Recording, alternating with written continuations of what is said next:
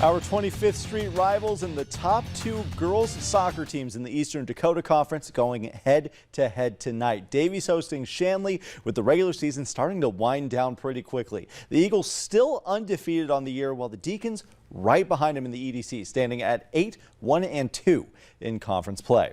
The Eagles coming into this contest at 9-0-1 on the year, looking to improve on their perfect home record. Davies coming out firing too. Leighton Roberson firing in between a pair of Deacon defenders, tracked down and knocked away by Ashlyn Roche to keep us scoreless.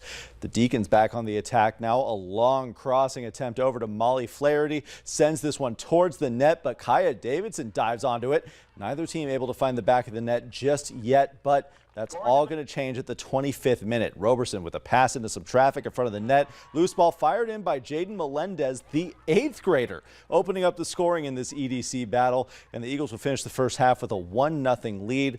They're going to hang on a couple more in the second half too, securing their 10th win of the season. 3-0 the final. That's their 9th shutout of the year.